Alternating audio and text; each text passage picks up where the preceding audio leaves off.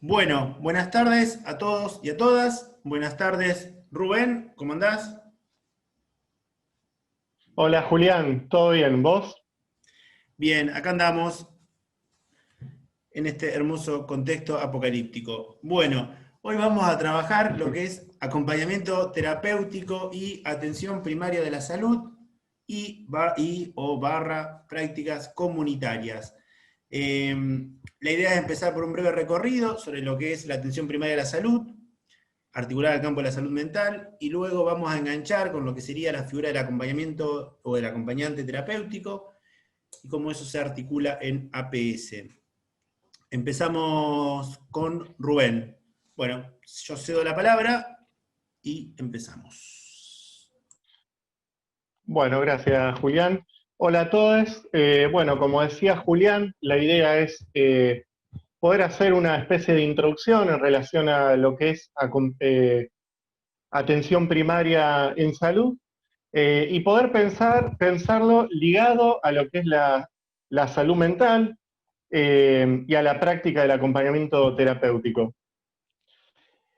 Hoy nos estaríamos metiendo de lleno en la dimensión número 3 del programa del seminario. La dimensión se llama Construcción del oficio del acompañamiento terapéutico, la ética en la práctica. Y bueno, en el desarrollo de la clase de hoy, la idea es que puedan poder ir marcando algunas cuestiones que nos parecen fundamentales justamente para pensar el oficio del acompañamiento terapéutico y poder marcar algunas cuestiones que tienen que ver con la ética de la práctica del acompañamiento terapéutico. Y para esto consideramos fundamental poner el foco en lo que es la estrategia de atención primaria en salud, que ahora, bueno, vamos a hacer un desarrollo para poder ubicar qué estamos diciendo con atención primaria en salud, que lo voy a decir con las siglas con las cuales se suele nominar habitualmente, que es APS. Cuando digo APS es atención primaria en salud. Y poder ligar la APS al campo de la salud mental. Para poder situar algunas cuestiones del orden de la historia, ¿no? Es importante que puedan recuperar lo que hemos ido trabajando en clases anteriores, sobre todo en las primeras clases, cuando trabajábamos en relación a las políticas de salud, bueno, en el plano internacional, pero también en el plano local, de la mano de Carrillo en los años 40, en la época del peronismo.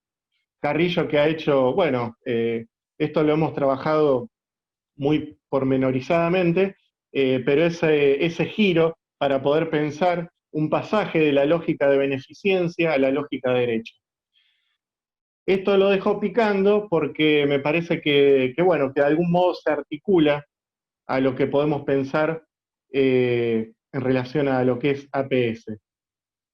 Bueno, y en esa época, en ese contexto de los años 40, de los años 50, nosotros trabajábamos como en distintos países se fueron reconstruyendo los sistemas de salud, bueno, en algunos de los países que a partir de que fueron devastados por la guerra, y bueno, a partir de posiciones humanistas que se han ido generando justamente tras las guerras, se han ido revalorizando la defensa de los derechos humanos, ¿no? En esa época. Y además, como también hemos ido trabajando, esto es un poco para refrescar algunas cuestiones, se han ido generando justamente las políticas de salud mental a nivel internacional, los diálogos a partir de estas distintas experiencias, bueno, que tuvieron también anclaje en lo local. Bueno, a partir de la emergencia de esas políticas de salud mental, a partir de toda esta experiencia en relación al plano de la salud, que se han ido articulando de distintas maneras, en 1978 se enuncia lo que pasa a llamarse la Estrategia de Atención Primaria de la Salud.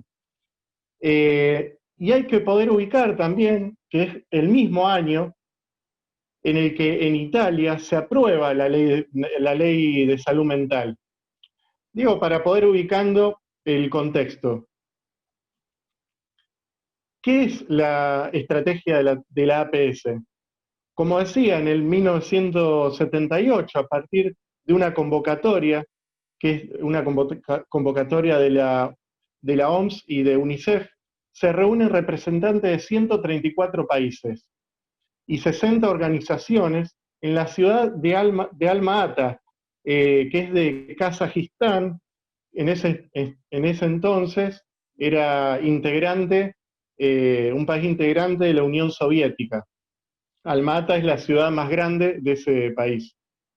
Allí se firma la declaración de Alma-Ata, postulando como objetivo, un objetivo utópico que, bueno, verán que no se ha cumplido, no se ha cumplido, que todos los pueblos del mundo alcancen en el año 2000 un nivel de salud que les permita llevar una vida social y económicamente productiva, y que la APS es la clave para alcanzar esa meta como parte del desarrollo conforme al espíritu de la justicia social.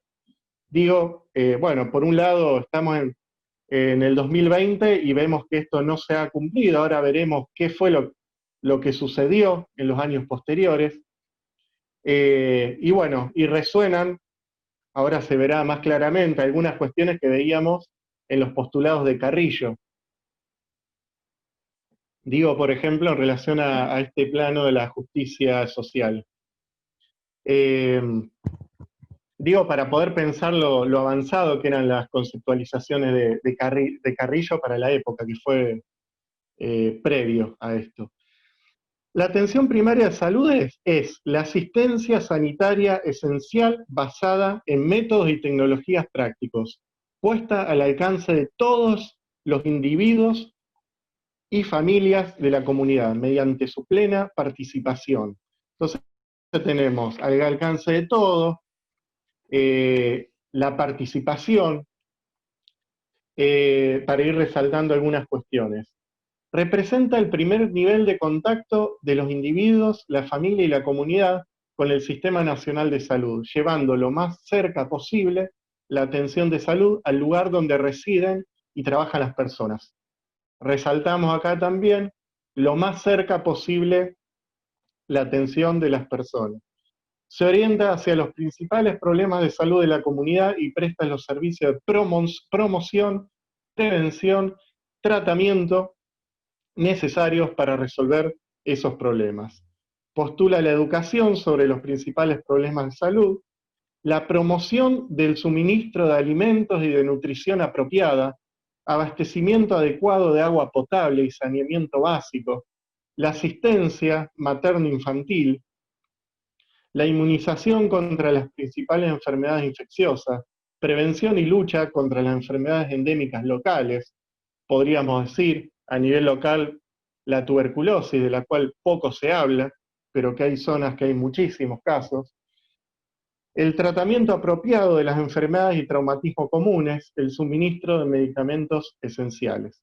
Entraña la participación, además del sector sanitario, de todos los sectores y campos de actividad conexos del desarrollo nacional y comunitario. En particular, agricultura, alimentación, industria, educación, vivienda, obras públicas, las comunicaciones. Exige los esfuerzos coordinados de todos esos sectores, es decir, intersectorialidad. Podríamos resumir subrayando 4 principios de la APS: universalidad, la integralidad, la equidad y la participación social. Bueno, retomando las experiencias de salud mental que hemos trabajado arduamente en las clases anteriores, y que se fueron desarrollando en los distintos países, resultó natural que, esto lo dice Alice Stolkiner, que los postulados de las nuevas políticas en salud mental confluyeran con las propuestas de atención primaria en salud. O sea, hay una confluencia entre lo que es las políticas de salud mental, las concepciones y la APS. Un hecho importante en este sentido, en 1990, la Declaración de Caracas, que es la conclusión de la Conferencia de Reestructuración de la Atención Psiquiátrica en América Latina, que organiza la OMS y la OPS. Planteaba la reestructuración de la atención psiquiátrica ligada a la atención primaria de salud y en los marcos de los sistemas locales de salud. Bueno, esto después lo veremos más fuertemente la clase que viene, que trabajaremos la Ley Nacional de Salud Mental, que va en esa línea también. Pero ¿cómo se va articulando APS y salud mental? No se puede pensar una cosa sin la otra. Pero bueno, hubo diversas vicisitudes a lo largo de las décadas posteriores que hicieron de obstáculo, de impedimento para que la APS, como postulaba en esta declaración de Almata, se pueda concretar. Entonces se fueron aplicando algunas cuestiones, pero de distintos modos. Hay que poder ubicar que la crítica fuerte es al sistema hospitalocéntrico, digamos, a poner, inclusive en los países más desarrollados, y que estaba, bueno, que había un sistema de salud bastante fuerte, sin embargo, estaba como más bien organizado a nivel de los hospitales, digamos. Lo que sucedía y lo que se estaba analizando es que la salud no tenía una cercanía, una proximidad a muchos sectores, digamos, sobre todo los sectores más vulnerables. Vulnerados. Entonces lo que sucedía era que se iba especializando cada vez más la atención, se generaba tecnologías y herramientas de mayor complejidad, pero no se trabajaba en lo que era prevención. Y esa es una de las críticas fuertes que fueron impulsando lo que es la APS. Al mismo tiempo, bueno, todas las políticas y la apuesta de la salud mental, también para que haya una atención más bien en el plano de lo comunitario. Y que se cierren los manicomios, obviamente. Entonces esto se va ligando y entrelazando. Ahora bien, hay que ubicar también que a mediados de los 70 empieza a generarse una crisis que deriva en las propuestas de transformaciones neoliberales de las sociedades, digamos. Ya en mediados de los 70, en distintos países, se empiezan a escribir políticas neoliberales que más que apostar a los derechos, a la salud, lo que busca es fortalecer los mercados, ¿no? Y esto va en detrimento justamente de los derechos de las personas. Entonces, bueno, es en ese marco que se genera la declaración de Alma-Ata. Y podríamos ubicar ahí lo que es el contexto argentino de esa época, 1978, acá estábamos atravesando una dictadura cívico-militar, se estaban inscribiendo políticas neoliberales, instaurando el terror, la desaparición forzada. Fue justamente 3 meses después de aquel mundial del 78 aquí en Argentina, digo, para poder ubicar algunos hechos históricos.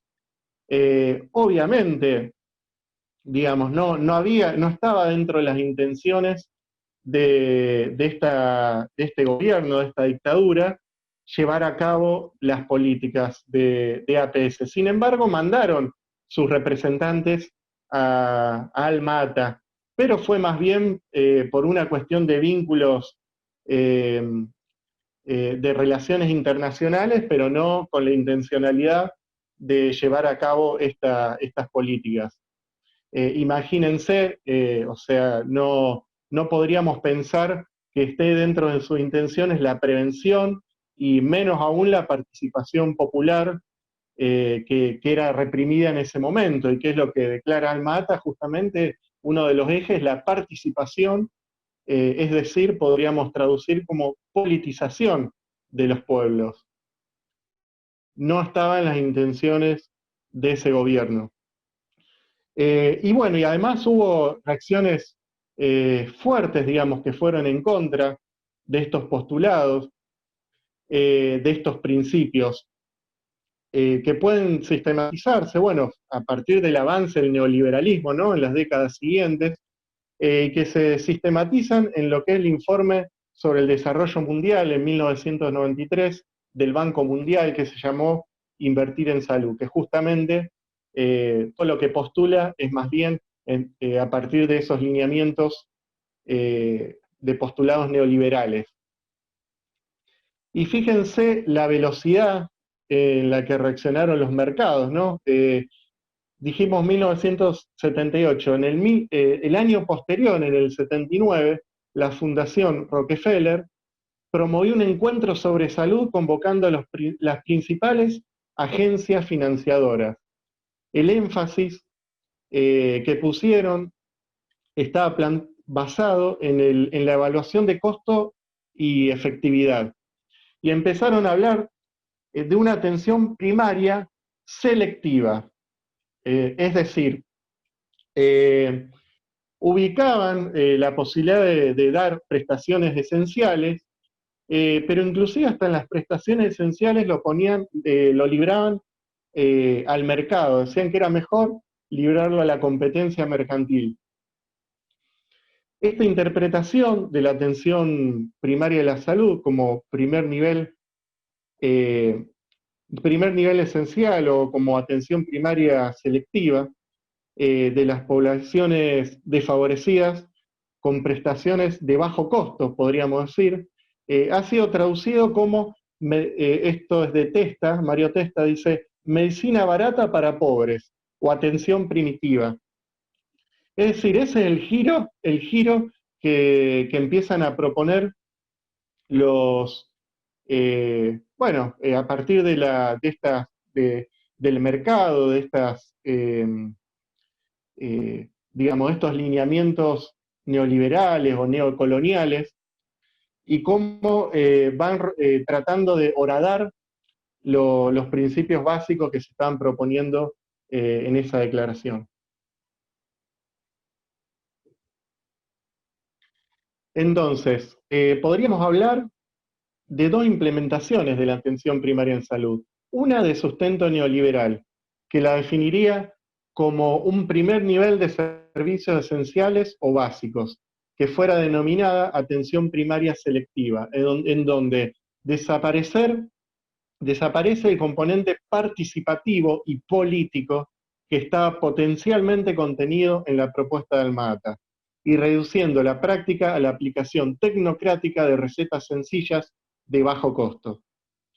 Y una, que es la que apoyamos nosotros, y que está contenida en el documento original de Alma-Ata, que la considera como una estrategia reordenadora de los sistemas con lógica universalista, basada en la idea de derecho que suele denominarse atención primaria de salud integral. APS y salud mental están necesariamente ligados. En el plano de la salud mental se generan dispositivos adecuados a la vulnerabilidad de las personas que padecen un sufrimiento psíquico y a las necesidades de los que deben superar los efectos de un proceso de institucionalización. Tales dispositivos deben ser espacios de subjetivación y por lo tanto romper con la adjetivación disciplinaria. Bueno, estábamos hablando de esa época del terror, de la dictadura cívico-militar. Con la vuelta de la democracia se empiezan a tomar algunos lineamientos de APS, obviamente todo con enormes dificultades y con muchísimo esfuerzo, pero bueno, se constituye la Dirección Nacional de Salud Mental, Vicente Gali estaba en ese momento, y bueno, empieza a haber experiencias dispersas, digamos, pero muy interesantes.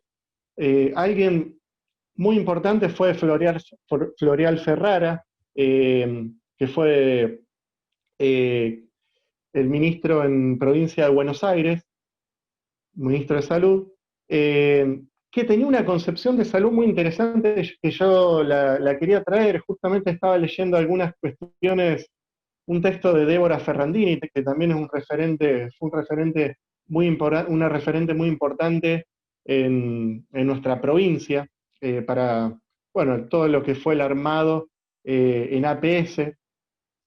Y ella retoma a Floreal Ferrara, que dice, la salud, define la salud como la capacidad singular y colectiva para luchar contra las condiciones que limitan la vida. No se trata de eliminar microbios, ni de enseñarle a la gente cómo tiene que vivir, ni de alcanzar un estado imposible. Se trata de la capacidad de luchar, de desear cambiar lo que produce sufrimiento, lo que limita la vida. Por eso es necesario asumir el protagonismo de la vida y encontrarse con otros. Me parece que es, bueno, muy importante, es muy interesante esa definición y que además ubica cierto dinamismo, digamos, en la concepción de salud y en esa búsqueda que no evita, digamos, no borra la conflictividad, la lucha, la idea de lucha, ¿no? Bueno, y empiezan a surgir en los años 80 algunas experiencias que uno podría empezar a ubicar, como que se van gestando lo que después fue denominado como clínica de la subjetividad en APS. Sobre todo ahí empieza a haber experiencias, hay experiencias previas, pero se empieza a territorializar, palabra no tan fácil, la época de los saqueos en el 89, en la década del 90, bueno, en ámbitos institucionales y también en ámbitos comunitarios. Se empiezan a construir centros de salud, bueno, se empieza a reorganizar el sistema, pero todo en el marco de una lucha, ¿no? Justamente hablando de lucha, digamos, esto es a partir de colectivos, digamos, no es algo que se va dando solo, digamos, es una lucha, es una articulación muy fuerte de salud mental, digamos, y no solo de una disciplina, sino de varias disciplinas, de varios colectivos que bueno, se fueron constituyendo. Cito, tomo una frase de un foro que se hizo en el 2015, un foro de salud mental. Desde un primer momento no aparece desgajada la clínica de la práctica de la atención primaria, ya sea adjetivada como ampliada o implicada en el trabajo en colectivos. No se ubica como contradictoria la relación clínica y trabajo comunitario. Bueno, uno de los conceptos fundamentales para pensar el trabajo en APS es el de interdisciplina. Yo ahí tomo una definición de Alicia Stolkiner que dice, la interdisciplina nace de lo incontrolable, de la incontrolable indisciplina de los problemas que se nos presentan actualmente. Es interesante esa idea de la indisciplina de los problemas, de la dificultad de encasillarlos. Los problemas no se presentan como objetos, sino como demandas complejas y difusas que dan lugar a prácticas sociales inervadas de contradicciones e imbricadas con cuerpos conceptuales diversos. Una epistemología que no homologa el objeto del conocimiento al objeto real, que reconoce la historicidad y por lo tanto la relatividad de la construcción de los saberes disciplinarios, que no supone relaciones lineales de causalidad. Bueno, y también poder ubica que es importante leer los límites de cada una de las disciplinas, de cada uno de los oficios, y en esos límites poder convocar a otro. Ahora bien, no es que la interdisciplina apuesta a juntar distintas disciplinas para abordar un individuo en tanto indiviso y en tanto ausente de conflictividad, y de normativizarlo, adaptarlo a la sociedad. No, digamos, nosotros no es la intención anular el conflicto, sí poder ubicar esa complejidad y los límites de cada una de las posibles intervenciones, ¿no? Y trabajar y abordarlos con otros. Les quería leer una cita breve de Sousa Campos, que, bueno, que también fue un referente importante, después Julián va a retomar algunas cuestiones, pero para pensar en interdisciplina me parece útil pensar la idea de núcleo y de campo de saberes. Dice de Sousa Campo, el núcleo marcará la diferencia entre los miembros de un equipo, los elementos de singularidad que definen a la identidad de cada profesional o especialista. Ahí podríamos agregar también algún oficio, digamos, no necesariamente profesional. Los conocimientos y acciones de exclusiva competencia de cada profesión. Ahora bien, se entiende el campo por campo a los saberes y responsabilidades comunes que confluyen en varias profesiones y especialidades. Es decir, dice como ejemplo, todo el saber básico sobre el proceso de salud-enfermedad, conocimiento sobre la relación profesional-paciente. Bueno, yo podría pensar, por ejemplo, la idea de campo en el centro de salud donde trabajo, es poder pensar la interculturalidad, digamos. Es algo que atraviesa todas las profesiones, todos los oficios. Es algo del orden del campo. Del orden del núcleo es, por ejemplo, la especificidad de un psicólogo que lo hace distinto, digamos, sus intervenciones van a ser diferentes a la de un médico, a la de un trabajador social. Pero bueno, es interesante ubicar eso, lo que es transversal a todas las disciplinas y lo que es específico a cada una de ellas. Bueno, y se han construido distintas nociones, digamos, en esos diálogos con estas experiencias, con estos autores, la idea de equipo de referencia, de apoyo matricial, después Juli va a tomar algunas cuestiones. Bueno, el tema de la historia clínica familiar también es interesante, pero lo que quería resaltar ahí es en esta constitución de equipo interdisciplinario, que hay profesiones, hay oficios también, digamos, no son todos profesionales. Hay agente sanitario, en el centro de salud donde trabajo hay un agente sanitario que es intercultural porque pertenece a la comunidad y a un pueblo originario, y los saberes que traen son fundamentales para pensar un proyecto terapéutico, una estrategia de trabajo, digamos. No hay saberes subalternos, digamos. Tiene muchísimo valor lo que puede decir un acompañante terapéutico, lo que puede decir un médico, y eso va a ir variando también los lugares y cómo se arman los equipos a partir de cada situación específica, cada situación por situación, digamos. Es la singularidad de cada situación. Eso no hay que, digamos, no hay que descuidarlo nunca. Ahora, ¿cómo se aborda, cómo se trabaja en equipo? Es importante las reuniones de equipo en donde están todos los integrantes de un equipo, pero también, bueno, ahí se trabajan distintas cuestiones de pensar lógicas de trabajo, pensar cuestiones organizativas, pero también es interesante la posibilidad de construir reuniones de retrabajo para pensar situaciones y sobre todo situaciones con cierta complejidad que demandan este tipo de la posibilidad de construir lecturas con otros, ¿no? Y cuando digo de situaciones complejas, es interesante porque ustedes saben, esto hemos trabajado, que el sistema de salud está dividido por niveles, ¿no? El primer nivel de atención, el segundo nivel, el tercer nivel, y se suele decir, bueno, el tercer nivel es el de mayor complejidad, ¿no?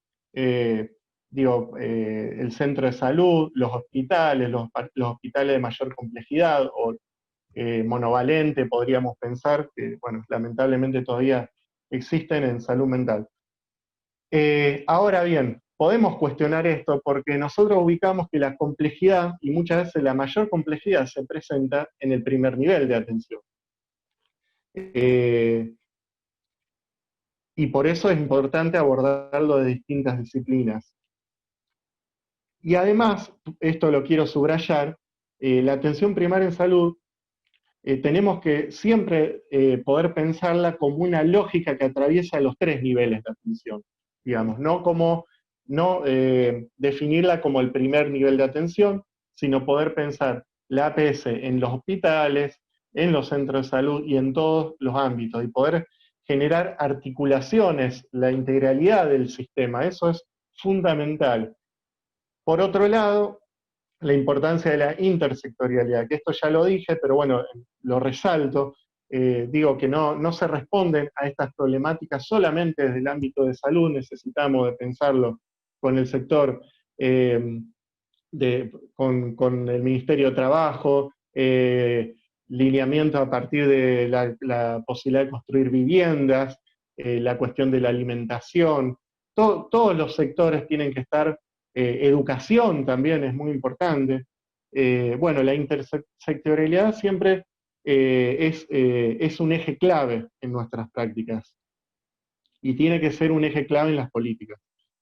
Entonces decía, reuniones de equipo, espacio de retrabajo, también se puede pensar, y es importante, esto Juli lo retoma, la idea de supervisión, digamos, poder supervisar con referentes algunas cuestiones específicas de situaciones singulares, la formación, bueno, todas las posibilidades de generar también terceridades, digamos, esto lo trabaja muy bien Ulloa, digamos, poder salir de, digamos, de la queja, digamos, que nos impotentiza, poder salir de ciertos momentos que se genera cierta mortificación, digamos,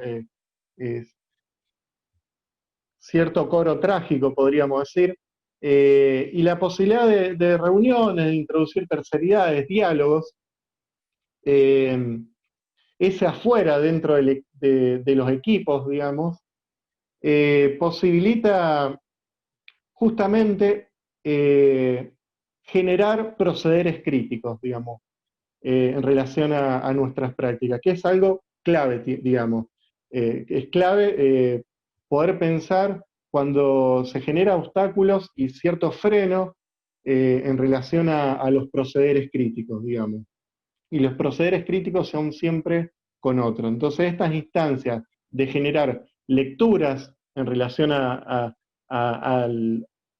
las situaciones específicas y también a cómo está, digamos, qué momento está atravesando las instituciones también. Ulloa decía la socialización de los carajos, si no me acuerdo. Tengo miedo de pifiarle un poco con la idea, pero bueno, se trata también de eso, de poder poner en palabras las situaciones que se están atravesando y generar cierta dialéctica que permita un proceder crítico y bueno, y abordar las problemáticas que se van presentando en las instituciones, ¿no? Las distintas demandas. Y también es un tema la posibilidad de generar, obviamente, la participación de la población, ¿no? Poder, digamos, no ubicar al otro como pasivo, digamos, como víctima, se podría decir.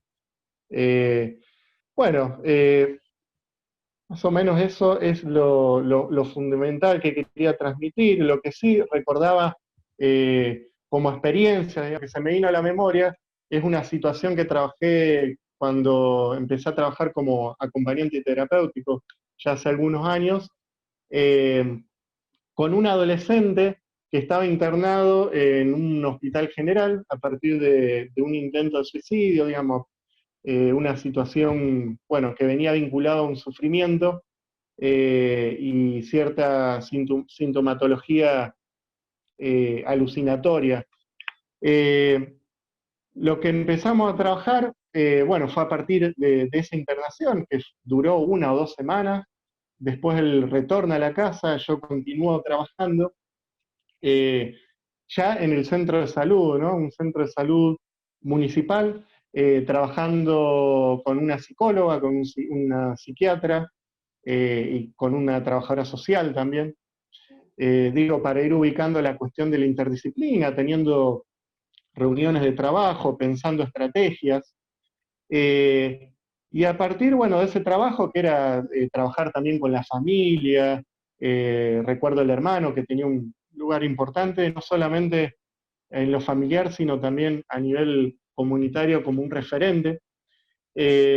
y empezamos a armar ciertos pasajes por distintas instituciones, en un centro comunitario que iba al taller de dibujo, bueno, además de ir a la plaza, de distintos espacios públicos, eh, a la escuela. En la escuela recuerdo tener reuniones con los directivos, eh, el Retoma, también tenía un lugar importante el comedor, el momento de ir a comer, bueno, y las referencias ahí en el comedor también eran muy importantes. Y bueno, pasajes por otros lados, la sala Labardén, después él arma un vínculo muy fuerte con un centro de día, van a la pileta. Digo, ¿cómo? Retomando lo que trabajamos como tercer tiempo del acompañamiento terapéutico, que viene muy enlazado a lo que nosotros trabajamos en relación a salud mental y a la lógica de APS, y planteamos ahí en ese tercer tiempo como esa construcción de proximidad, accesibilidad entre el usuario y el nivel de atención pertinente, y la posibilidad de circular, eh, diríamos, por distintos espacios, produciendo filiaciones. Y justamente, digamos, en estas poblaciones eh, que atraviesan situaciones de vulnerabilidad social, que tiene que ver con las desafiliaciones, esto lo trabaja bastante Castel, eh, que es una vulnerabilidad también efecto de estas políticas neoliberales, ¿no? Con pérdida de trabajo, con arrasamiento en distintos niveles de las poblaciones. Eh, y estos efectos de desafiliaciones justamente tienen repercusiones en el orden de las subjetividades. Ese desgranamiento de lo filiatorio, de las historias. Eh, Nosotros justamente apostamos a ir reconstruyendo, poder, de algún modo, poder reescribir eh, estas cuestiones del orden filiatorio, del orden de la historia. Muchas veces se trata de eso, de acompañar, ¿no? De construir posibilidades de ir tejiendo esas tramas filiatorias. Y recordaba ahí la frase de Santiago Gómez, en un texto que le hemos enviado, que decía: la función del acompañante como la de la aguja de tejer. Es necesario que por ahí pase el hilo, pero para poder hacer nudo, lazo con otro hilo. Bueno, y en este contexto tan particular, digamos, estamos hablando de APS, más allá de la situación tan compleja, nosotros consideramos que es fundamental, digamos, poder retomar estas estrategias en salud, estas concepciones y políticas en relación a salud mental. Hace unos días hablaba el ministro ahí, el ministro de Buenos Aires de Salud, Goyan, que él plantea que están cerrando los manicomios en Buenos Aires, increíble, digamos, en el contexto de pandemia, cerrando los manicomios. Digo, como además de todo el trabajo que vienen haciendo en territorios y toda la organización en lo que es los hospitales, ¿no? Y la atención, también en la alta digamos, en los puestos a juego de recursos, en la alta complejidad en el sentido bueno, él hablaba de toda la organización en torno a las camas, bueno, eso ya pasaríamos a otro plano. Pero lo que quería ubicar es esto, digamos, cómo también en este contexto es importante poder concebir y poder construir un proyecto de salud y de salud mental con base y con las lógicas de atención primaria en salud. Y que esto es urgente, digamos, es urgente y viene todo ligado, digamos, lo que venimos planteando en relación al cierre de los manicomios y a estas políticas de atención primaria en salud. Así que, bueno, Julián, si te parece continuar.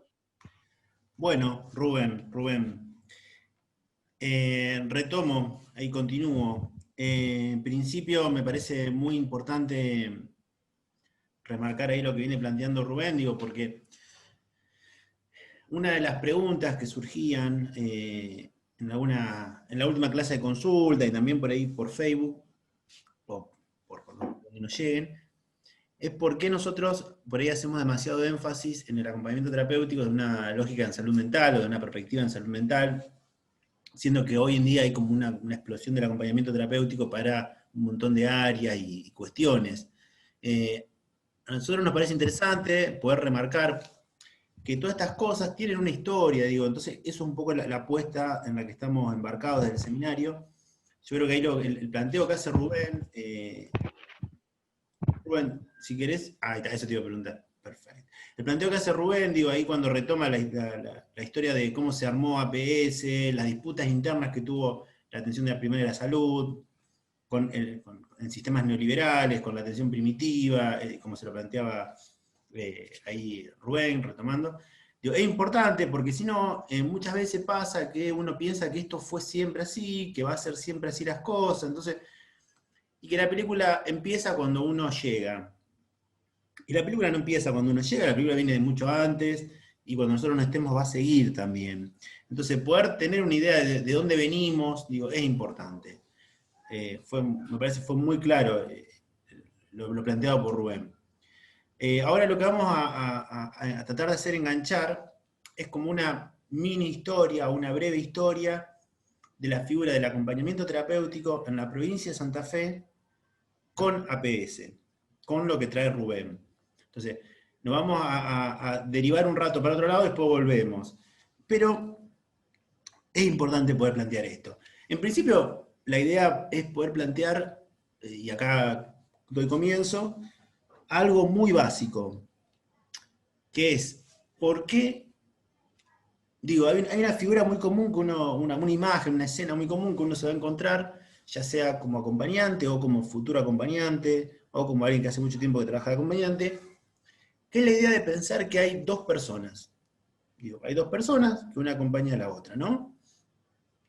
Entonces uno ve dos personas y dice, bueno, debe haber sido siempre así. Y la verdad que sí, digo, en la historia de la humanidad, que tiene bastante miles de años, no es la primera vez que hay dos personas una al lado de la otra, una enfrente de la otra, etcétera, una que se acompaña con otra. Entonces lo que hay que poder situar es lo novedoso de lo que sería la práctica del acompañamiento terapéutico. O sea, de hecho, un poco lo que vamos a ver, acompañamiento terapéutico no es solo de a dos personas, digo, hay acompañamientos que se piensan colectivos. Empezamos por ahí. Bueno, perdón. Primero, vale la pena recordar, digo, que un poco cómo lo articuló Rubén y cómo veníamos trabajando en el seminario. En principio hay lo que se llama, o lo que nosotros llamamos los 3 tiempos del acompañamiento. Que algo nosotros hemos reconstruido en esa ficha, algo está en alguno de las pocas bibliografías que hay sobre acompañamiento también, hay algo escrito en más o menos parecido, en sintonía. Entonces, la idea es poder ver cómo se entrama esos 3 tiempos en nuestra provincia. Articulado, atención primaria de la salud, como plantea Rubén, que algo ya hizo Rubén ahí, fue planteando algo todo esto, entonces yo lo voy a ir retomando.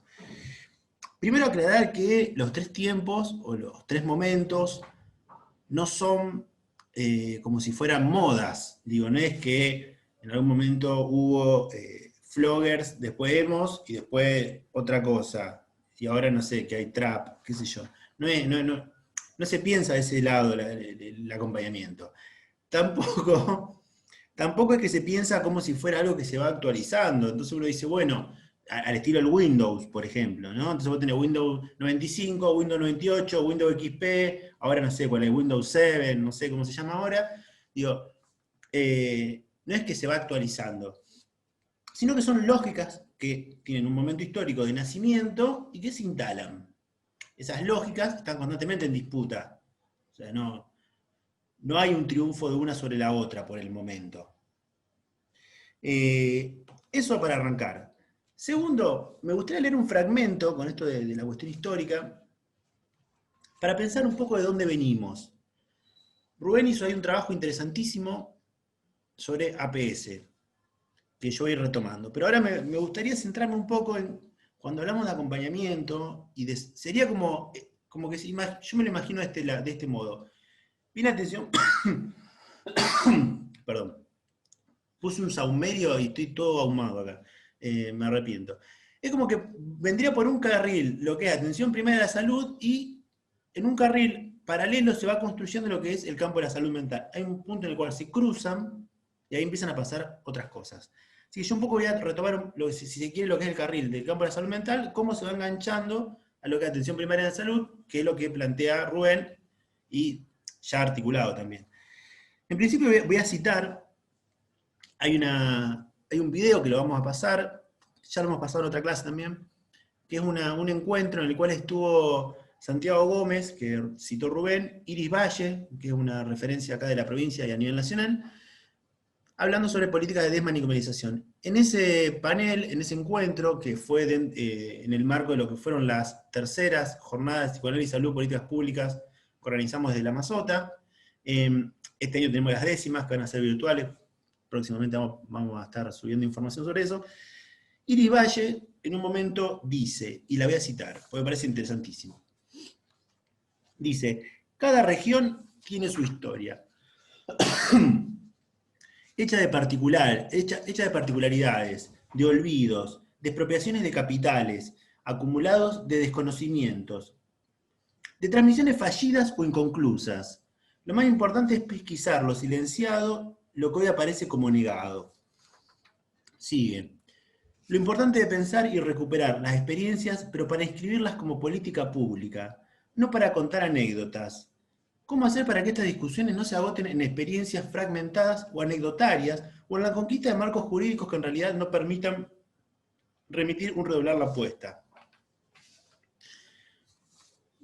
Continúa Iris. Fuimos habitados en los años 70 por lo mejor de la experiencia del psicoanálisis y la psicología social. En los barquitos pintados de Pichón, en los trenes de Ulloa, en la antipsiquiatría de la Federación Argentina de Psiquiatras, FAP, que moraba entre las paredes del Suipacha, ¿no? El hospital del Suipacha acá en Rosario. El mismo Suipacha, el del alambrado que se llevó consigo a Alejandro Pastorini como desaparecido. El del significante de la interhospitalaria que alojó los primeros planteos del psicoanálisis en el hospital público. Es entonces, en sus inicios, entre la antipsiquiatría y el psicoanálisis, en el eje de lo público. Así como hoy lo nombramos como política, las prácticas y la clínica. Y no es casual que nombre primero la política. Una clínica en nuestro recorrido será de linaje psicoanalítico, y lo público como el escenario que nos convoca a dar cuenta de nuestras prácticas, en tanto trabajadores de la salud. Hubo hitos en esta historia. Se podrían mencionar hechos emblemáticos, al modo de acontecimientos, que seguramente serán un recorte parcial y subjetivo que nos permiten visibilizar ciertos procesos. Me pareció muy interesante el planteo que hace Iris Valles acá, porque va planteando un marco, ¿no? La antipsiquiatría que uno veía con Laine y Cooper, bueno, eso también tuvo repercusión acá, digo, en un momento se desarmó todo lo que era la parte delantera del Hospital Agudo Ávila, que era un alambrado. Eso, bueno, en algún momento lo vamos a lograr. Se han intentado desarmar los manicomios acá también, digo, hay una serie de experiencias de las cuales nosotros por ahí no estamos enterados, pero existieron, y hay gente que todavía está viva y lo puede relatar. Una de las primeras cuestiones que me gustaría retomar, acá ingreso en otro punto, es una experiencia que se llamó tomar la palabra. Yo voy a hacer un planteo que es que la figura del acompañamiento terapéutico tiene, si se quiere, 3 puntos de orígenes, que en un momento se articulan y confluyen en la creación del acompañamiento terapéutico en la provincia. Un punto de origen lo podemos pensar en lo que se llamó tomar la palabra. Una revista, una publicación de enfermería del hospital psiquiátrico, de la colonia psiquiátrica de Oliveros, que en realidad no se llama así, se llama Colonia Psiquiátrica Dr. Abelardo Freire, de la localidad de Oliveros. Un poco de acá me voy a centrar en esto. En los años 90, un poco también retomando lo que planteaba Rubén, en los años 90, en la provincia de Santa Fe, como pasó en todo el país, tuvo una impronta muy fuerte las políticas de ajustes neoliberales. Y fue así como la colonia psiquiátrica de Oliveros no permaneció ajena a eso. O sea, digo, hubo todo un desmantelamiento de lo que es la colonia, no en favor del cierre de los manicomios, sino en favor de desinstitucionalizar, no, en favor de desarmar justamente, o sea, digo, de financiar, de no garantizar salud. Ese primer momento fue muy impactante, y hubo luego un segundo momento que podemos pensar a mitad de los 90, donde hay todo un colectivo de trabajadores que se organiza y empieza a disputar al interior de la colonia cuáles son las políticas que se van allá adelante. En ese marco es que se producen bastantes avances, digo, había toda una agenda de cierre de la colonia, muy interesante, o sea, se pasa de 1000 y pico de usuarios a casi 300, o sea, es una política que se lleva adelante muy fuertemente, y en ese marco que algunas de las discusiones que empiezan a aparecer, por ejemplo, la que veíamos en la película de Basaglia, bueno, algo de esto ha pasado en muchos lados, digo, enfermería preguntándose cuál es nuestro lugar ahora, digo, si se cierra un manicomio, ¿qué pasa con nosotros, con los enfermeros, que son los que más tiempo están trabajando en el hospital? Todas estas discusiones se plasman, y es interesantísimo, en una revista de enfermería que se llamó Tomar la Palabra. Interesante. Esa revista consta de 4 números, yo la pude conseguir en la biblioteca del Colegio de Psicólogos, en algún momento la había digitalizado, pero perdí ese archivo, voy a ver si lo puedo recuperar, y es muy interesante, las discusiones están ahí plasmadas. ¿Por qué? ¿Qué tiene que ver todo esto con el acompañamiento terapéutico? Bueno, porque justamente los primeros acompañamientos terapéuticos que se nombran como acompañamiento terapéutico en la provincia de Santa Fe, los empieza a realizar enfermería. Y lo empieza a realizar enfermería acompañando procesos de externación, o sea, en la salida hacia afuera, con el paciente o la paciente, o el usuario diríamos hoy en día, es que enfermería empieza a acompañar procesos. O sea, esos procesos empiezan a acompañar, por ejemplo, reencuentros familiares, reencuentro con amigos, reencuentro con vecinos y vecinas del barrio, reconstrucción de qué fue de la vida de, no sé, me gustaría saber qué fue de la vida de mi tía tanto. Bueno, entonces todo ese acompañamiento empieza a realizar enfermería. Hay una experiencia muy interesante que a mí me pareció muy, muy buena cuando leía las revistas de enfermería. Por ejemplo, hay una experiencia de un usuario, un paciente que estaba internado en la colonia, que era brasilero, y estaba hace muchos años acá, y el acompañamiento que se organiza es para que esa persona pueda volver a Brasil. O sea, es increíble, o sea, y ahí van relatando cómo van, se toman el avión, se van en una combi, se toman el avión, vuelven a Brasil, de ahí se van a Campiña, de ahí, digo, que la persona de Campiña, cómo se encuentra con su hermana, cómo nada, digo, muy, muy, muy emotivo, digo, el acompañamiento en este caso, digo, hasta ese grado se estaba pudiendo construir la figura del acompañamiento, con una serie de seminarios sobre acompañamiento, cursos de acompañamiento en la colonia. Entonces, yo acá anoté algunas cosas que me gustaría decir.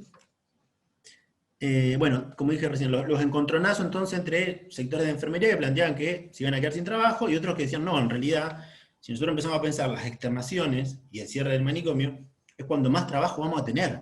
Porque vamos a tener que pensar, antes lo que hacíamos estaba bastante organizado. Esto es rearmarse de nuevo para pensar otra cosa.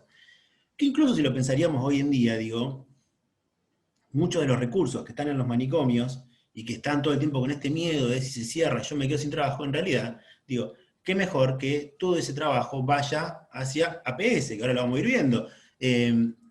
Los manicomios locales, hay una cantidad de, por un ejemplo, hay una cantidad de psiquiatras increíble, y cuando uno va a trabajar a un centro de salud, como comentaba Rubén, se encuentra con que capaz que hay un psiquiatra por 6 centros de salud. Entonces digo, qué mejor que desarmar el manicomio y que esos recursos puedan reingresar en el sistema de salud de un modo mejor para todos y todas. Entonces, y con esto cierro, hay todas las discusiones que se dan al interior de la colonia psiquiátrica de Oliveros.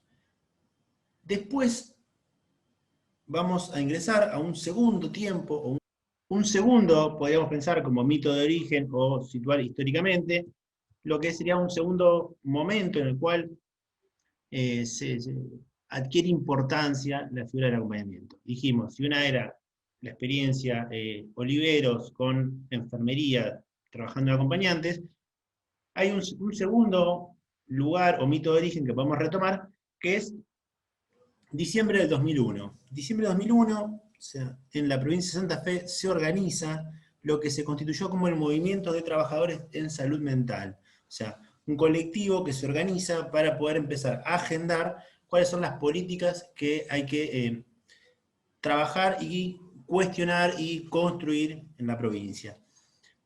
El movimiento de trabajadores de salud mental estaba muy fuertemente articulado a lo que es las madres de Plaza de Mayo, entonces articulaban en conjunto los congresos que se realizaban en la sede de madres, articulaban también con la experiencia brasilera, algo lo contó Rubén, y que hay una clase particular sobre la experiencia brasilera. Bueno, hay toda una articulación muy fuerte que se da, entonces podemos ubicar como un segundo momento que si bien no es específico del acompañamiento terapéutico, sí que tiene una impronta muy fuerte para pensar una lógica distinta de salud mental, salud colectiva.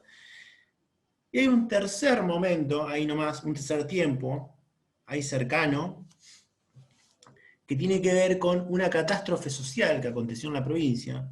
Si bien hoy todos estamos viendo una catástrofe social, que es la pandemia, bueno, hubo una en la provincia que fueron lo que se llamó las inundaciones. O sea, la provincia se inunda y hay toda una serie de trabajadores y trabajadoras del campo de la salud mental que salen rápidamente a organizarse para ver cómo podían hacer frente a esto. Digo, una provincia que se inunda, no es solo que se inunda, digo, es gente que pierde la casa, gente que pierde sus recuerdos, gente que pierde un montón de cuestiones propias bajo la inundación, gente que pierde seres queridos también, digo, no es una cosa menor. Entonces es como que ahí es donde se da este tercer acontecimiento. Entonces, si uno toma nota de estos acontecimientos, experiencia en la colonia de Olivero, la experiencia de Olivero, lo que es el movimiento de trabajadores de salud mental, y por otro lado, lo que es cómo se respondió a las inundaciones en la provincia, es donde salud mental empieza, o el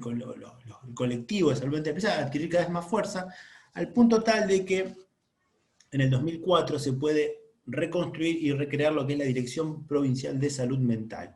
O sea, durante 8 años previos, salud mental era un programa dentro del ministerio. Acá es donde adquiere la suficiente fuerza para tener una direccionalidad propia. Con todo un colectivo que es este que venimos charlando. Todo esto no es sin conflictos, digo. Cuando uno dice un colectivo que se va organizando, bueno, también hay hoy en día y había un montón de tensiones que se van planteando. La nueva Dirección Provincial de Salud Mental del año 2004 se organiza como un colegiado de gestión. ¿Qué significa esto? Que distintos sectores de lo que es salud mental se reúnen semanalmente a definir hacia dónde va la cuestión. Entonces se dan unas grandes discusiones políticas.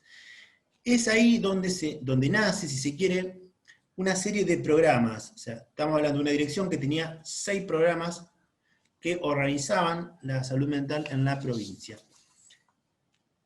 Una de las cuestiones muy interesantes que pasa en este contexto es que uno de los programas que se articula desde salud mental, en lo que sería capacitación o formación, realiza una experiencia que es como una segunda experiencia que viene en este contexto histórico, que es la experiencia de Santa Fe. Esta experiencia lo que plantea es un recorrido por toda la provincia de Santa Fe, donde salud mental y el sistema de salud se va articulando y se van pensando. Digo. Entonces ahí es donde se empiezan a dar acontecimientos como algo de lo que plantea Rubén en el centro de salud de él, donde él trabaja, digo, poder pensar, por ejemplo, la interculturalidad, o sea, pueblos originarios que estaban viviendo hace un montón de años, donde el Estado no llegaba desde salud, bueno, se empiezan a pensar cómo articular eso. Digo, esto se llama la experiencia de Santa Fe, así como quedó en la historia, y fue una articulación muy importante del sistema de salud en general, de toda la provincia, con salud mental en particular, y cómo eso se articula a la población. Vamos ahora a esto. ¿Por qué es importante esto para el acompañamiento terapéutico? Ahí lo vamos a ver. En principio, se crean 6 programas, que los voy a nombrar, muy breve. Clínica de la subjetividad en APS, programa de sustitución de lógicas manicomiales, programa de salud mental para ciudadanos detenidos o bajo medidas de seguridad, programas de área de infancia y adolescencia, programa de capacitación en recursos humanos y programa de logística y enlace intersectorial. 6 programas, ¿no? De estos programas es que nacen, este punto lo llamamos acompañamiento terapéutico y Estado, cuando llegue el texto terminado. ¿Por qué acompañamiento terapéutico y Estado? Porque cuando se articula el programa de lo que es la clínica de la subjetividad en APS y el programa de sustitución de lógicas manicomiales, se crea no un programa, pero sí una lógica de trabajo de lo que se llamó equipos de fortalecimiento de estrategias de externación y coordinación de acciones en red.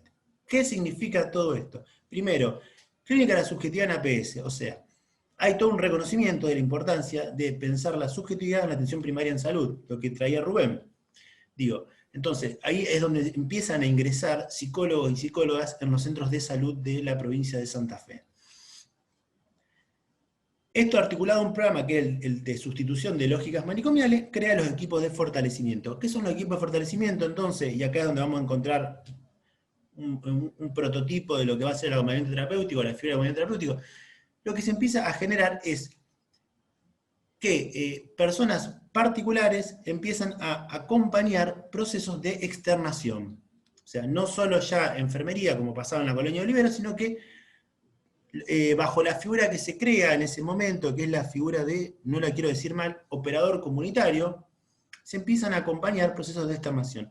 Ahora, no era solo el operador comunitario, también era alguien de psiquiatría y alguien de psicología. Digo, se organiza ahí un trípode que funciona durante un buen tiempo. Luego, eso por un lado, operador comunitario. Luego hay un segundo programa que lo nombramos, que es el programa de infancia y adolescencia. Este programa construye un parador para niños y niñas, que se llamó el Parador para mí, desde el cual se alojaba a una población de niños y niñas que venían con algunas problemáticas, y el equipo estaba compuesto por enfermería y acompañantes terapéuticos. En el año 2012, el programa de infancia y adolescencia se fusiona con lo que son los equipos de fortalecimiento, o se piensa de otro modo, y en ese fusionar es donde muchos de los acompañamientos terapéuticos que estaban funcionando en el área de infancia dentro de salud mental quedan como superpuestos con la figura de operador comunitario. Entonces, ahí es donde nace en el Estado, digo, una primera figura de acompañamiento terapéutico, en un mix entre operador comunitario, que acompañaba los procesos de externación, que venía con toda una trayectoria, una historia, ¿no?, de enfermería, y los acompañamientos terapéuticos que venían trabajando en el área de infancia de la Dirección de Salud Mental. Hito número 1. Hay un segundo hito en el Estado que tiene que ver con la Ley Nacional de Salud Mental. La Ley Nacional de Salud Mental la vamos a trabajar la clase que viene, se aprueba en el año 2010, y uno de los planteos que hace la Ley de Salud Mental es el cierre explícito de los manicomios. Hay que cerrar los manicomios, ya está. Y entonces alguien podría preguntar, bueno, ¿y qué pasa con las personas que en una crisis necesitan estar internadas? Bueno, esas personas que necesitan estar internadas van a poder ser alojadas en los hospitales generales, en los hospitales comunes y corrientes. ¿Por qué? Porque se entiende que la problemática subjetiva no necesita de un hospital manicomial que hasta la fecha no ha demostrado mejorar la vida de casi nadie. Entonces, bajo la figura, si se quiere, de el encierro no cura, que algo también trajo Rubén, se empieza a pensar en la provincia de Santa Fe acompañantes terapéuticos que puedan trabajar en los hospitales generales.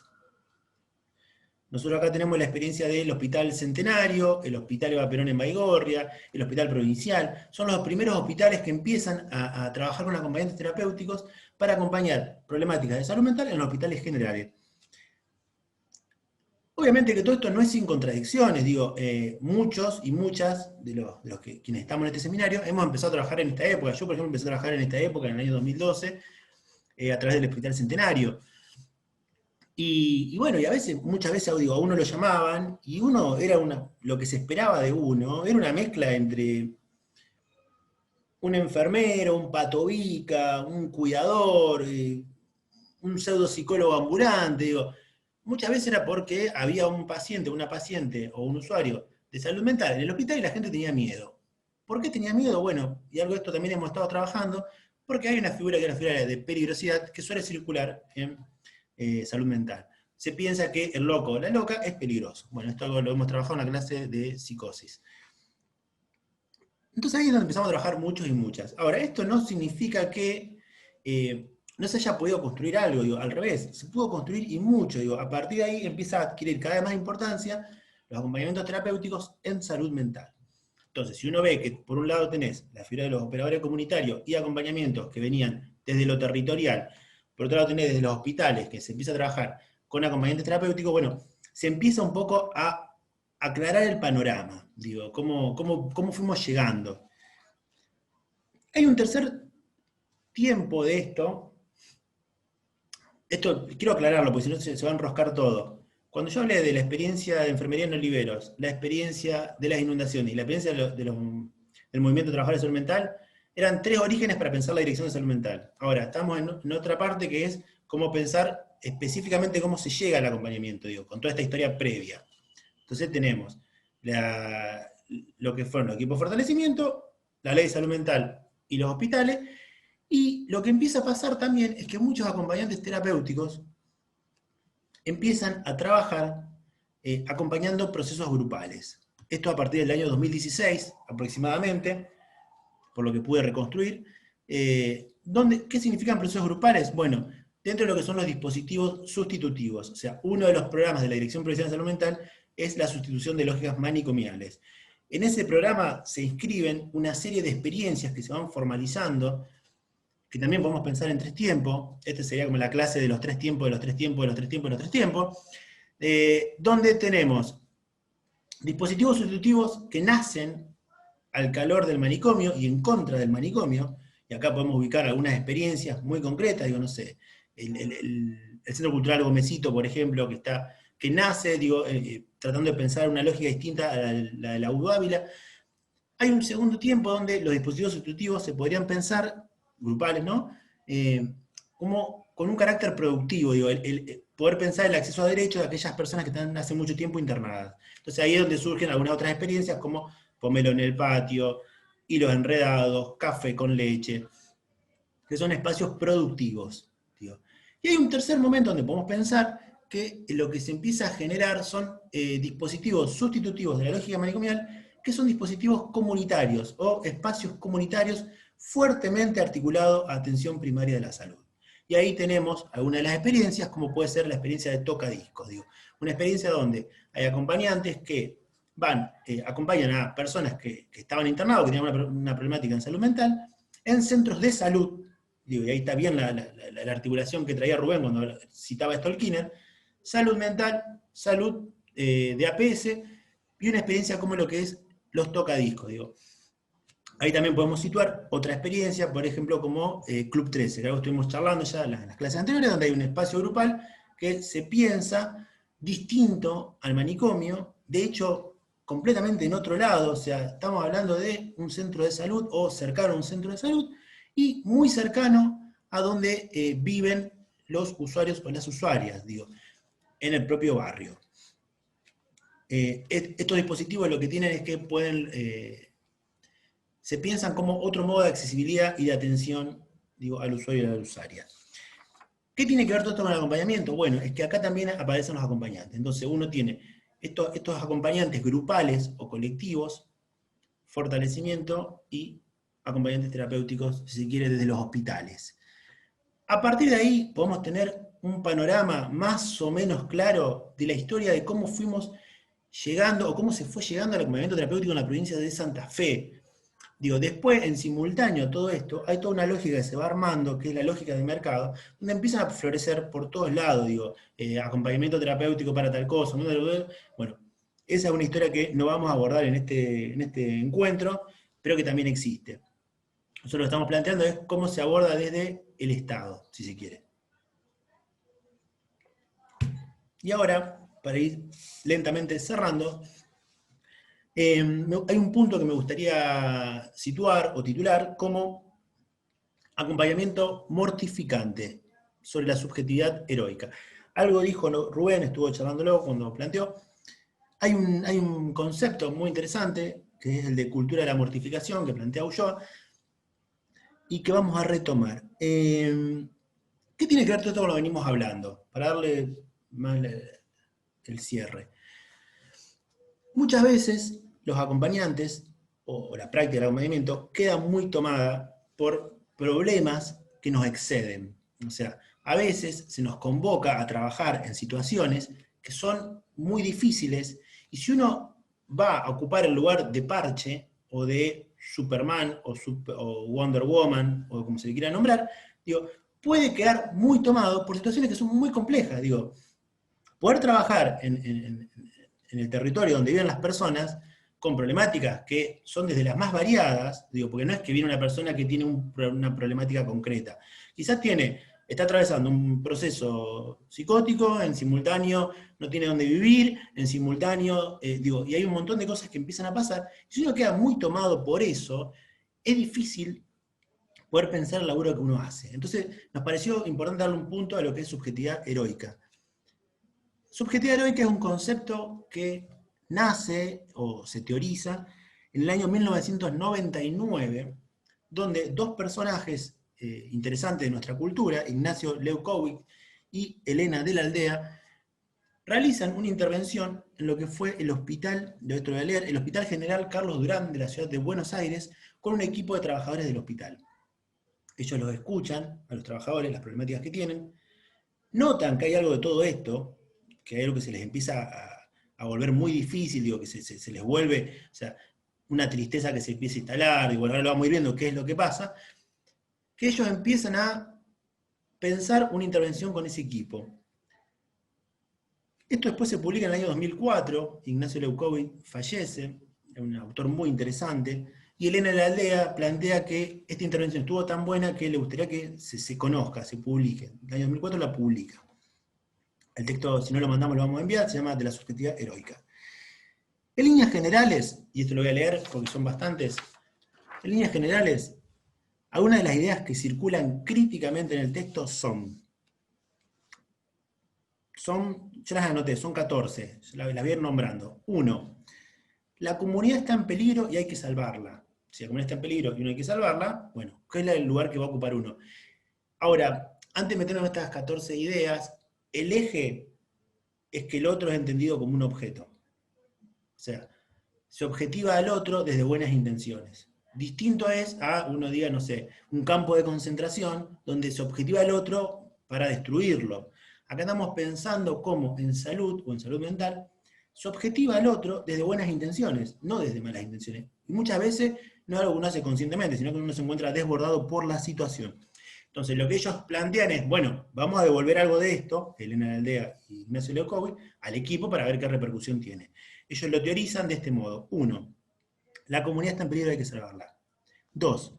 No hay tiempo, es urgente. Muy común de escuchar, digo, en el trabajo. 3. Hay que darlo todo. 4. El otro es abordado como objeto y no como sujeto. 5. La estructura víctima-héroe impide transformaciones. Digo, si yo soy el héroe y vos sos la víctima, uno no se van a poder producir muchas transformaciones. 6. No se resuelven los problemas, sino que se los intenta eliminar. 7. Se entroniza lo que debería ser desde un lugar impotente sobre lo que se puede hacer. Entonces uno empieza, bueno, pero si esto no fuera así, si esto fuera de otro modo, si nosotros cobráramos no sé cuánta guita, si esta persona tuviera una casa, si tuviera un... Digo, y sí, estamos todos de acuerdo en eso, pero bueno, si eso se vuelve el eje, bueno, se entroniza lo que debería ser por lo que se puede hacer. 8. Se fortalece la lógica piñata, digo, y esto algo que plantean ellos, no que lo inventé yo. Se fortalece la lógica piñata, agarrar lo que se puede y no moverse para no perderlo. Digo, no me gusta esto, pero tampoco me arriesgo a otra cosa porque puedo perder lo que tengo. 9. Se reivindica una estrategia de resistencia que paraliza. Entonces uno se vuelve ahí con un humor horrible, pero de una suerte de resistencia individual. 10. Se desdibuja el rol del profesional en pos de una resistencia individual ante un Estado que no hace lo que debería hacer. Un poco lo que veníamos aprendiendo. 11. Todo obstáculo es leído en términos de carencia. O sea, no es que hay un obstáculo y que ese es justamente nuestro trabajo, poder abordar ese obstáculo, sino que es una carencia. Entonces, bueno, pero esto en realidad es porque no está lo otro. Hay un chiste que hacían los lacano-cuquistas en el blog, que planteaba que muchas veces el acompañamiento terapéutico es como si uno pusiera el ejemplo de el plomero. Es como cuando uno llama a un plomero a que tenga que arreglar el calefón y te empieza a decir, bueno, pero este calefón lo hicieron horrible, encima que esto. A ver, amigo, sos plomero, esto es un calefón, es tu trabajo arreglarlo. Si los calefones vinieran tan bien, vos no tendrías trabajo. Entonces digo, uno cuando empieza con el acompañamiento terapéutico, no, pero ¿por qué no está esto? Pues esto. Bueno, a ver, por algo existe la figura de acompañamiento terapéutico, justamente para trabajar con situaciones de este estilo. 12. Toda carencia se mide en relación a un ideal. 13. El ideal aplaca el malestar. Yo sé lo que el Estado debería hacer, pero no lo hace, y a su vez obstaculiza el pensar, que es lo que yo puedo hacer o el colectivo puede hacer. 14. La comunidad está ahí. Es un objeto que yo puedo diagnosticar e intervenir como si fuese una cosa del mundo. No hay un lugar activo, que es un poco lo que planteaba Rubén, cuando hablaba de la comunidad desde APS, desde Alma Ata. No hay un lugar activo de la comunidad. Digo, se dice la comunidad. Y cuando se dice la comunidad, quizás lo que se está diciendo, desde una perspectiva de clase, es una clase mejor acomodada pensando a los pobres, a la pobreza. Entonces dice, la comunidad, y dice, no, bueno, no, la comunidad es otra cosa, digo, pensar la comunidad es otra cosa. ¿A qué voy con esto? Y vamos cerrando. Rubén, hay una de las cosas que planteaba, era poder trabajar en equipo, poder pensar lo que él llamó, y citando a Ulloa, si no me equivoco, la democratización de los carajos, no me acuerdo cómo me planteó que lo traía Ulloa, poder pensar esas problemáticas no solo, no aislados, sino con otros. Entonces, acá me gustaría contar algo muy breve, va a ser muy breve porque está en otro video, sobre una experiencia que venimos trabajando, que es la de Club 13, que yo lo llamé acá, haciendo un chiste, Club 13 estallado. Voy a leer cómo podemos caracterizar un modo contrario de la subjetividad heroica. O sea, cómo pensar en salud mental un modo contrario de la subjetividad heroica. Leo. Uno de los modos que encontramos para contrarrestar este tipo de posiciones objetivantes es por medio del trabajo interdisciplinario e intersectorial con un fuerte fundamento en el tipo de freudiano. Formación, análisis propio y supervisión. También se puede plantear en otros términos. Democratizar las preocupaciones, alojar el conflicto, no dar por sentado nada, hacer lugar a la voz doliente de la historia. El humor en este punto constituye un punto central.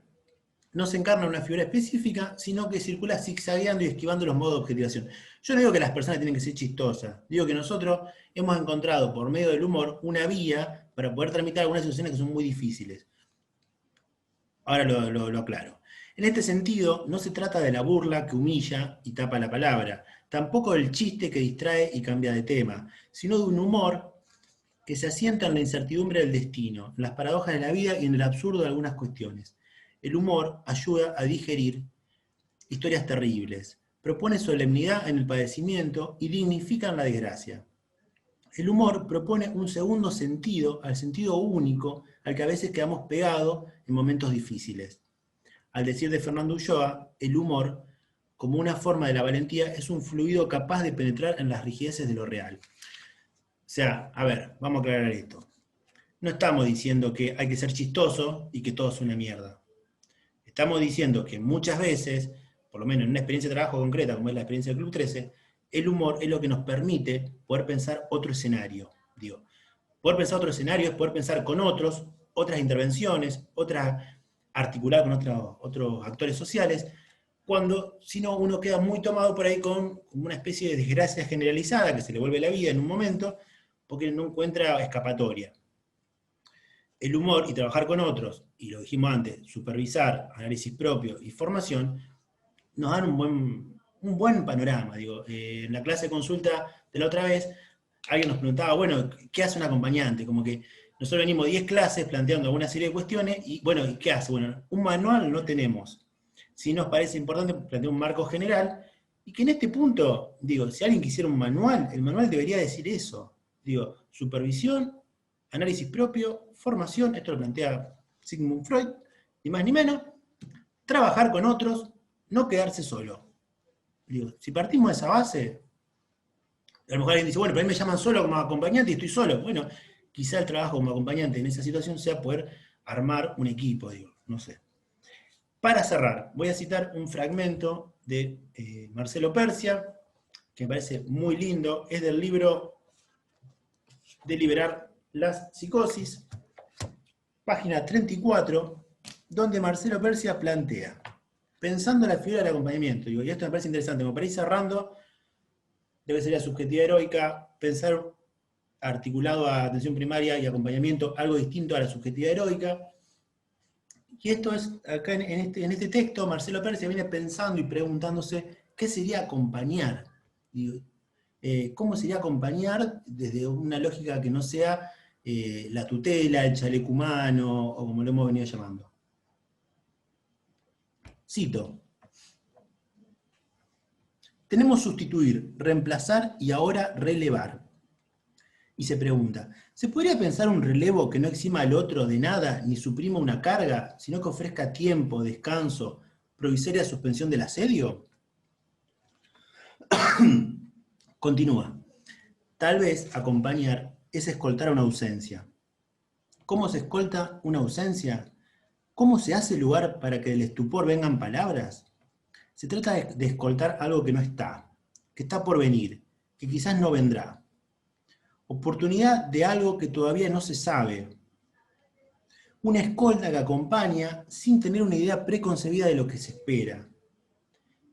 Cuando uno piensa por ahí punto por punto, podemos pensarlo con la subjetividad heroica, donde ya se sabe lo que le pasa a la otra persona. Escolta no como séquito, que sigue algo que está, sino como espera que incluso no espera. Séquito que no adhiere a un poder ya revelado, sino que ofrece acogida a algo que de repente se muestra. O practica la hospitalidad con lo que se expresa sin pensamiento, sin existencia asegurada. O sea, en líneas generales, poder dar lugar a que algo de lo que no conocemos aparezca, emerja. No necesariamente tenemos que saber todo, digo, y por ahí en algunas reuniones de equipo uno escucha como si fuera una novela, ¿viste? No, porque este hace esto. Bueno, también a veces, digo, es interesante poder dar lugar a lo que no se sabe qué puede ser, digo, qué puede pasar.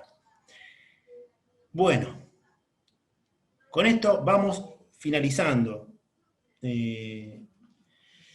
No sé si vos, Rubén, querés agregar algo más. Si no, vamos cerrando.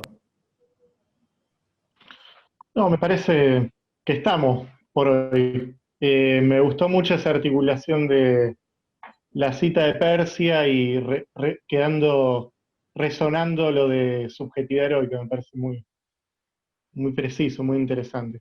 Pero dejaré ahí. Bueno, dejamos por hoy y antes de cerrar, por ahí aclarar algunas cuestiones, me las anoté para no olvidármelas.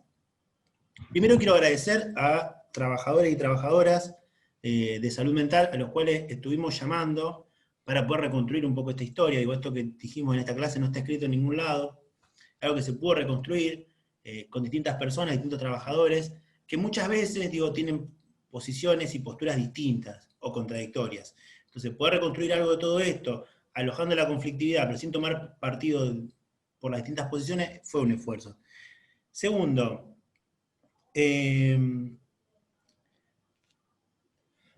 perdón. Recordar que en el blog del seminario están subidas absolutamente todas las clases, con todas las cosas. Vamos a subir las clases de consulta también, para que queden guardadas ahí, y así vamos a subir esta clase también. Hay algunas personas que nos han estado preguntando sobre el trabajo final. Bueno, eso lo vamos a estar publicando en los próximos días. También recuerden y recordar que el grupo de Facebook, Acompañamiento Terapéutico La Masota, es donde publicamos todas las novedades y toda la información. También la enviamos por mail, pero por ahí, para asegurar, digo, en el Facebook lo van a encontrar seguro. Aclarar también, esta fue la clase número 11 y faltan 2 clases más. Una, la número 12, que vamos a trabajar sobre marcos legales y ley de salud mental, o las 26.000. La clase 13, que vamos a trabajar sobre consumo problemático. Ya con eso iríamos cerrando lo que fue el seminario de este año. Así que bueno, sin más y aclarado eso, yo me podría ir despidiendo. Así que les mando saludos y nos mantendremos en contacto. Sí. Bueno, un saludo y hasta la próxima.